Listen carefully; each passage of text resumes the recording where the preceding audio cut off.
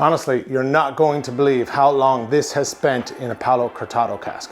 Now, when I heard this first, I didn't realize just how big of a deal it was, apparently. Let's drink some whiskey.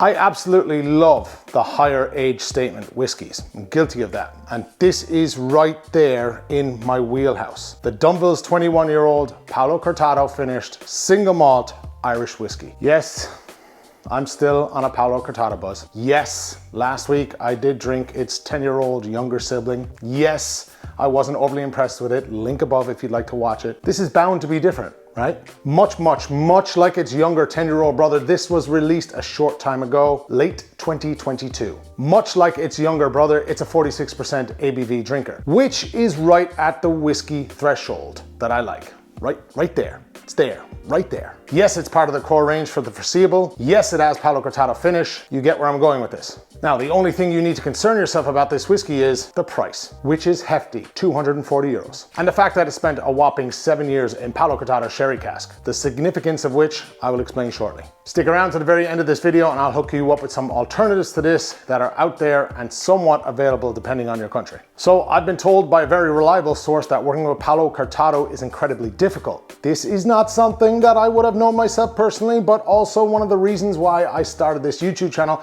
so I can learn about these things. So yeah, 7 years is a very long time to be finished in this type of cask. A lot of things can go wrong. Certain flavor profiles taken on that wouldn't particularly be favorsome in the outcome of this whiskey. Favorsome.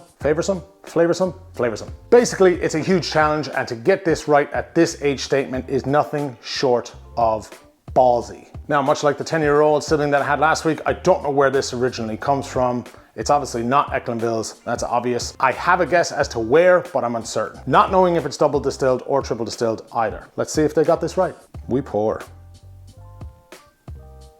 So to recap, a 21-year-old, 46% ABV single malt Irish whiskey, a whopping 7 years in Palo Cortado, 14 years in ex-bourbon, 240 euros, core range release from Dunvilles, and I am expecting big things here. So the last mistake I made on the 10-year-old Palo Cortado when I first started drinking it was I didn't give it enough time to open up. Okay, so I've given this a couple of moments to open up. We're gonna go through some notes. We'll do the nose, palate, and finish, and I'll give you my thoughts afterwards. On the nose. First of all, it opens out with that, what I define as a single malt nose. Orchard fruits forward, think apples, pears, more pears on this side, subdued, not as in your face as previously, and then a bit of oak. Delving a little bit deeper and giving it a more of a chance to kind of come to temperature, room temperature. There's a chocolatey note then. And then you're getting what is my take on the influence from the Palo Cortado cask. So your dried fruits, plumminess, juicy. It's very lush, heavenly, I would say.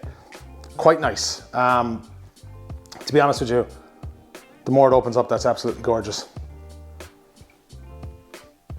As we're getting on down through the nose, it starts evolving. This is very complex for a 21-year-old whiskey. Obviously, Palo Cortado finish, again, adding more complexity to that. It's starting to open up a little more, some citrus kind of notes there. Yeah, vibrant, fresh. The dried fruits, not hugely influencing, but they're kind of creating a nice subtlety to it. Those stewed fruits, like I said, last week when I tried the 10-year-olds, there's a plum note there, a very juicy kind of stewed fruit plum nose. It's opening up even more now. Lots of sweetness from those fruity notes. There's a lot going on there, even some grape actually. Tremendous amount going on. You know, there's not as much oak as you would think, not as much of an oaky influence, but a tiny bit of almond nuttiness there as well. Just hint, it's subdued, it's slight, it's well balanced. I used to say that the whole time, I don't say it anymore. Touch of waxiness to it. Well, what I'm kind of deciphering as waxy notes, there's still a lot of notes that I struggle to pull on. One could be forgiven to think that there's even a slight hint of a menthol note there. Definitely a citrus as well. Very complex, it keeps opening.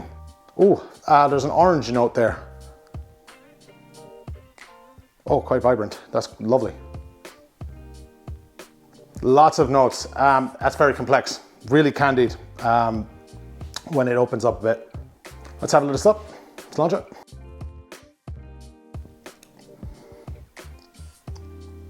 Okay, very little spice.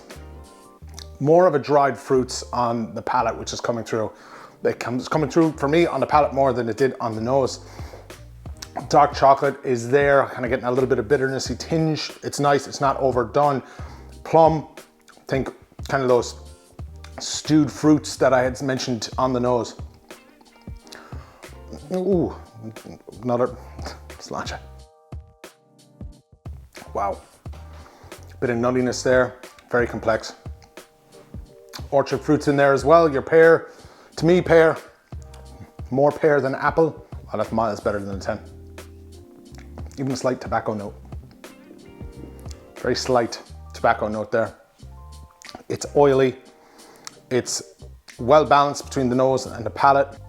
Little drop left. Well, I'd be wrong not to. It's good. That chocolate note, tobacco note, definitely there. I'd love to try this at cask strength. I would imagine it would be insane, but look, I'm not complaining at the 46%. It's not overly spicy, but those lovely dried fruit, stone fruit kind of notes from the Palo Cortado's coming through. Even on the finish, it's lush. Orchard fruits carry through to the finish, so does the tobacco, and even some of that citrusy, orangey note that I got. Chocolate, very little spice. It's just more of that kind of oaky, nutty, and dried fruity note that follows through on the palate. Quite complex.